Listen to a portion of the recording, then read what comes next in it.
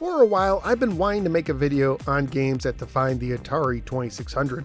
However, when you have a system with a lifespan that lasted well over a decade, with a catalog of over 400 games, putting everything into one single video would have simply been too overwhelming for myself and perhaps many of my viewers. So I've decided to separate these definitive games into different categories. Previously, I did a video on definitive games from the 70s. Today, I'm going to enter into the 80s, covering definitive games from 1980 and 1981. At the time, the Atari 2600 was still known by its original name, the Atari Video Computer System. 1980 in particular was a landmark year for the system, with its first killer app being released, helping the system really gain traction. The success of the system would also lead to the first third-party developer coming into existence, and some of those games will make the list as well. If you appreciate content like this, please hit the like and subscribe buttons, and if willing, support the show at patreon.com/NoSwordGamer. This list is made up of games that I personally most associate with the system from this time period. So you are both welcomed and encouraged to share your own personal list in the comment section below. I've got 12 games selected this time, so let's get started. Here they are in chronological order of release according to the wonderful website randomterrain.com. First, we have Space Invaders. Space Invaders is not only considered the first killer app for the Atari Video Computer System, helping double the sales of the system itself, but is often cited as the first killer app ever. This game also helped make the VCS the system of choice for popular arcade titles, and hold back the competition from the Intellivision and Odyssey 2. Here you blast your alien foes out of the sky while using shields for cover. While the arcade original only had one standard game, the Atari home port gave players the ability to choose from well over 100 variations. For some, this made the home port superior and still beloved to this day.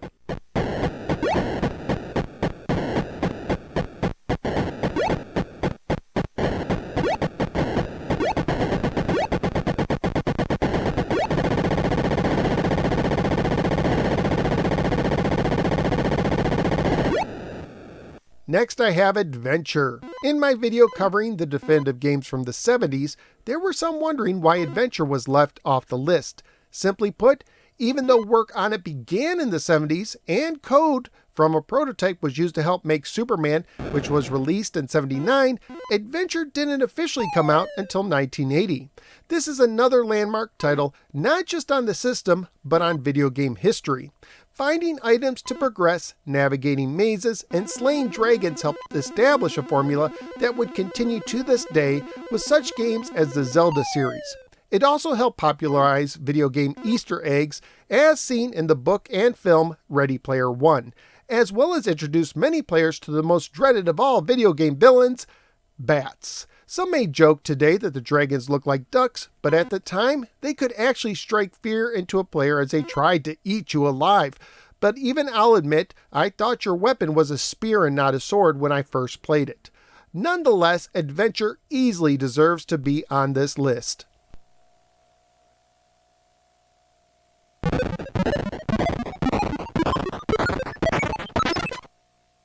Next, I have Night Driver. This paddle game has you racing around cars in the black and night, and perhaps that is why this game made such an impact on me as a kid. Using the black background was simply brilliant, really giving the game a look like no other at the time, and really making the edges of the road pop out and present the illusion of real speed. It hasn't aged the best, but it was one of the better racing games at the time of its release.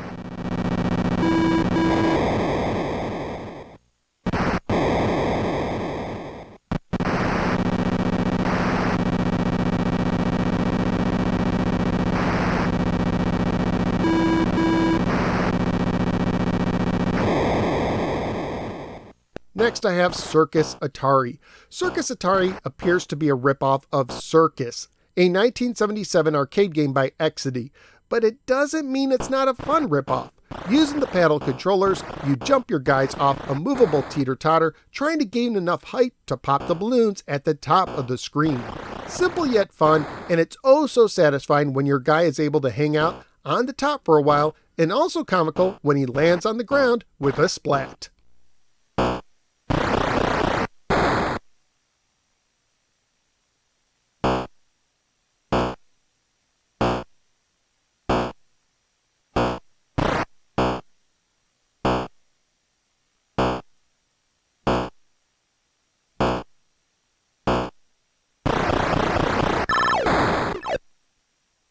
Next, I have Boxing.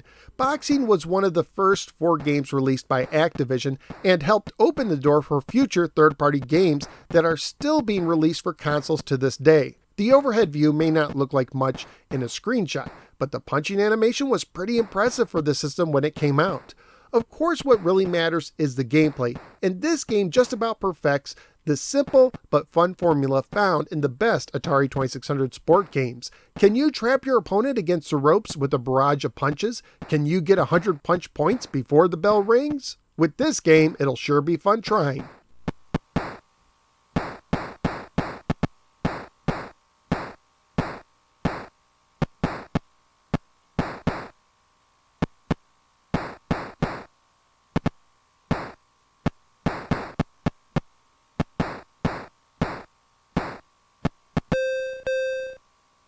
Next up is Fishing Derby, another one of the first 4 from Activision.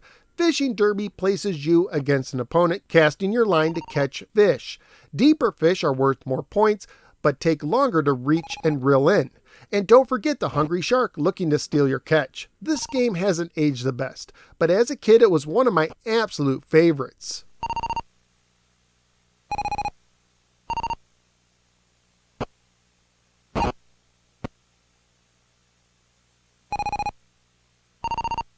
Next, I have Video Pinball. Now here's a game that's still a blast to play today if you know how to play it.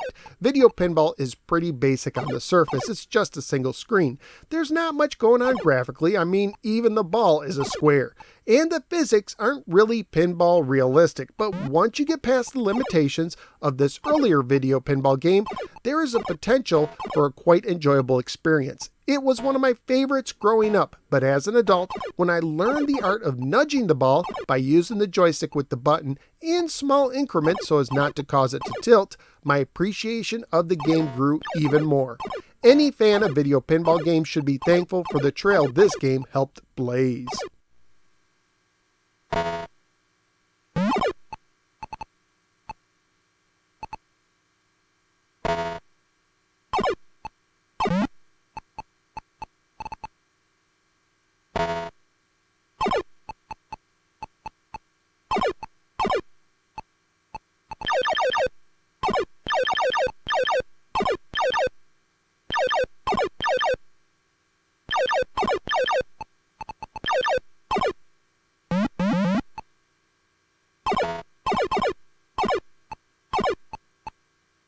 Next is tennis. Like boxing, we once again have a simple yet fun sport title from Activision. Played with 1 or 2 players, this one-on-one tennis game can be played at a fast or slow speed. The button is only used to serve, as touching your racket to the ball will result in a hit after the serve, and the computer presents a suitable challenge. It's one of those games that are simple to pick up, but hard to master.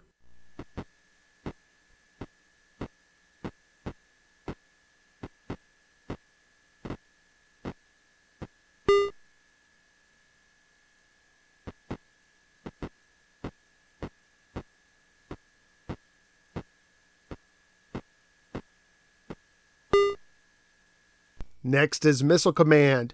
Missile Command once again did a solid job of bringing an arcade hit to the lowly VCS. You use your cursor to aim and the button to fire missiles to try to knock out enemy missiles before they take out one of your cities. Even though the arcade original used a trackball, this works surprisingly well with just a joystick. And I'd be remiss if I didn't at least mention the awesomeness of the box art, which was one of my favorites from the era. When playing this growing up, I was always excited to do well enough to see the colors on the screen change. Ah, simpler times.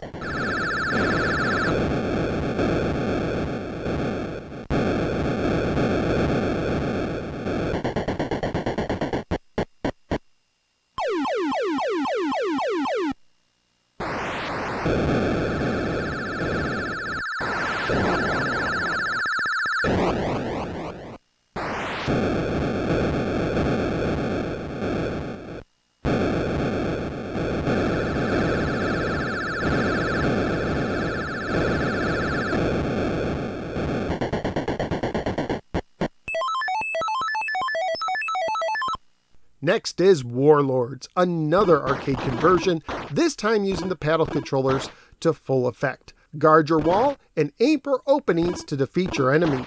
Press the button to catch and hold the projectile, and fire it at increased speed. This can be fun as a single-player game, but the enjoyment truly multiplies as you get more people to play along, especially when maxing out at 4 human players. Even today, it can be one of the most enjoyable multiplayer games that you can play on any system.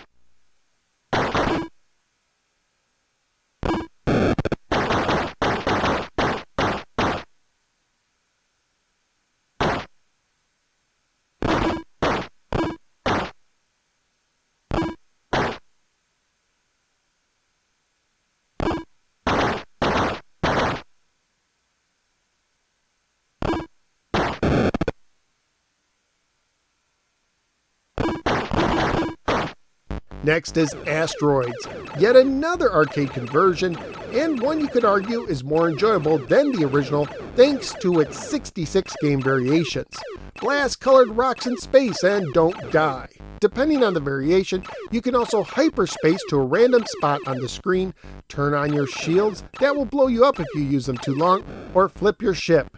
This game also started the trend of bank switching on the Atari 2600 that allowed you to squeeze more memory out of the cartridges, with flickering being a potential downside.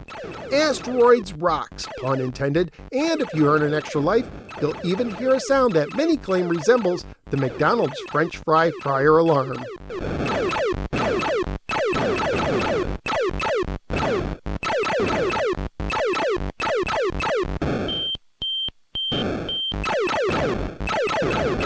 And last but not least is ice hockey.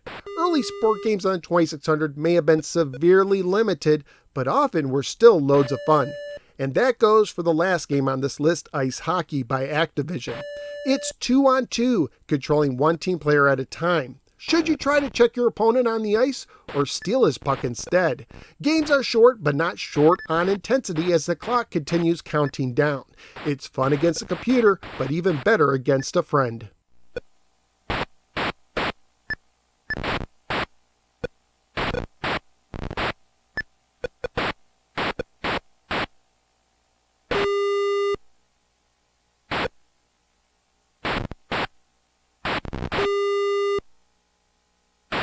So there you go, 12 games from 1980 and 1981 that defined the Atari video computer system for me personally. Feel free to share your definitive 1980 and 81 games in the comments below, and I will see you next time.